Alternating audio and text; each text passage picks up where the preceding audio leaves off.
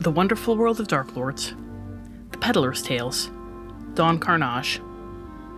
This letter is dated the day before the expedition to Dathomir. Enclosed, a red stone and an invoice for 2,000 gold pieces. Afra wanted to go straight from Dathomir to the border, so before we traveled there, we made a stop to refuel the Archangel and to pick up any final supplies we might need before leaving the Outer Rim.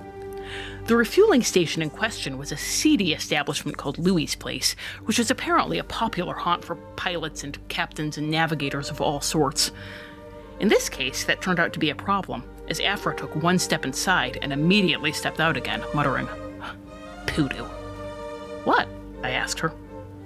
"There's a guy in there I need to avoid. He cleaned me out in a game of Sabak a few months back, and I may have put more in the pot than I actually had at the moment.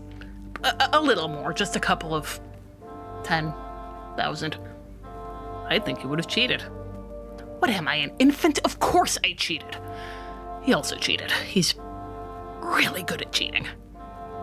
She briefly described him for me, then said, "Go in there and keep him busy for me, will you? He'll talk your ear off if you let him. Think of it as local color for that thing you're writing. Just don't tell anyone you're here with me." She tossed me a coin. "Oh, bring me a jet juice. Nobody makes it like Louis." I caught the coin out of the air. "Is there anyone you aren't hiding from?" "I'm not going to be hiding from this guy for long. I'll pay him back as soon as we finish this job." I gave her a look that let her know exactly what I thought of that assessment before heading inside. Louis's Place catered to a slightly gentler clientele than establishments we had stopped by on, say, Tatooine, while the criminal element was certainly present, as evidenced by the fact that there was apparently a notorious pirate enjoying Louis's drinks. It was clean enough to be a destination for wealthy youths who wanted to go slumming. I kept my hand on my purse, but I did not feel the need to look over my shoulder every few moments. It was easy to spot the fellow that Afra had described, drinking and carousing with his crewmates, and I made my way over to his table. "Excuse me," I said, "but you couldn't possibly be Hondo Onaka, could you? The Hondo Onaka of the Brethren Court?" Onaka met my eye and gestured to an empty seat at the table. Come, sit down. I see my fame has preceded me." I sat. "You're a long way from Flint's archipelago. What brings you out here?" "As are you, my friend. What brings me out here? A wondrous crystal of incredible power. How I found and lost this crystal is a tale of danger, daring do, high adventure. A tale I will be happy to share, but oh, my throat is so dry."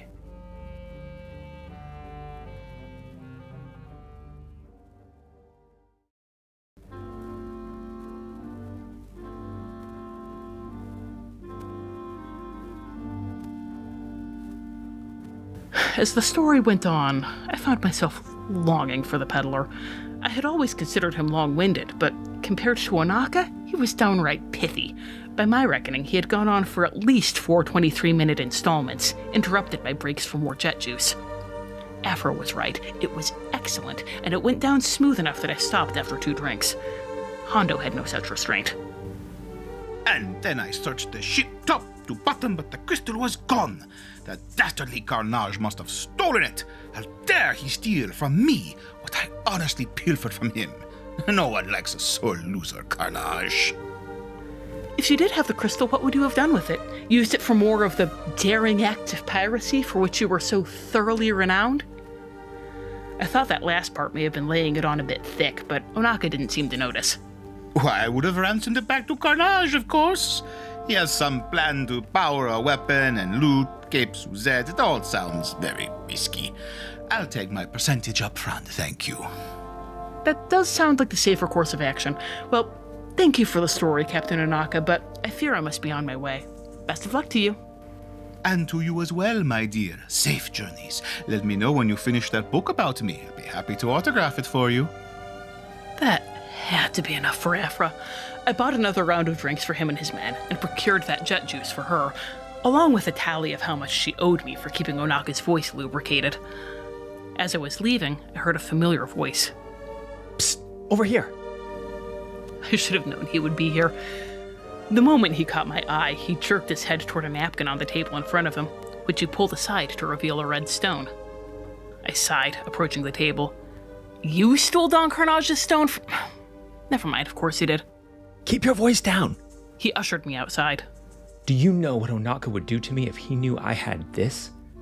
And he and Karnage aren't the only ones looking for it. I shudder to think of what would happen if this returned to Shere Khan. Wait, Shere Khan? Of the Seani? What in the hell's is Shere Khan doing here? No, this is a different Shere Khan. It's very confusing, I know, but try to keep up. This Shere Khan has no connection to that Shere Khan, but there is a connection between Shere Khan, not that Shere Khan, but this Shere Khan, and this stone. I'm sure Hondo only told you half the story.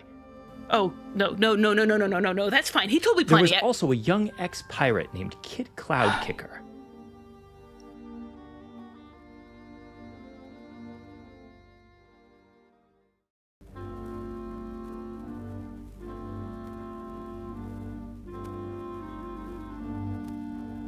So you see, I need to get rid of this quickly.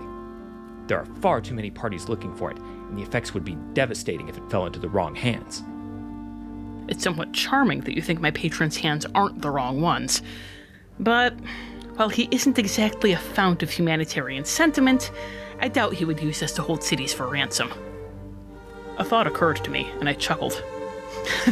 I might have once suspected you of cooking up this entire scheme with Hondo as a way to convince me that I was getting the stone for a song. Or for 2 very long songs. If it weren't for Agrabah. Thank you for that. You saved more than my life that day. Such beautiful trust. Such appreciation. You see, this is why you're my favorite customer. Aw, I bet you say that to all your customers. It's true, I do. I have enclosed the stone, along with a highly abbreviated account of its origins. We will be arriving at Dathomir too soon for me to summarize every detail, and besides, my hand can only endure so much writing. I've heard tell of enormous and terrible monsters that live on Dathomir, but I am certain of one thing. Nothing I encounter there will be as remarkable as Hondo Onaka's ego. Regards, D. The only drawback of stealing from Don Karnage is the unfortunate potential of encountering the self-proclaimed infamous pirate and having to listen to his foolish prattle.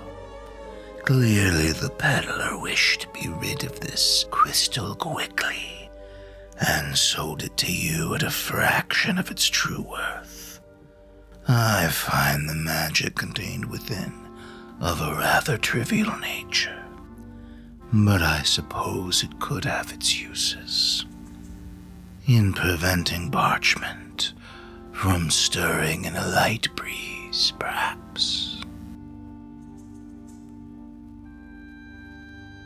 This has been The Wonderful World of Darklords. We have no affiliation with Disney or Wizards of the Coast. All music recordings used in this episode are in the public domain and were obtained through museopen.org. Titles and links are in the show notes. Dialogue for Yensid was written by Azalin Rex himself, who you can follow on Tumblr at Darklord Azalin. The Wonderful World of Darklords logo was designed by Haylight Jones. You can find links to their work in the show notes. If you'd like to support the show, you can find us on patreon.com or find our tip jar on Red Circle. Thanks for listening.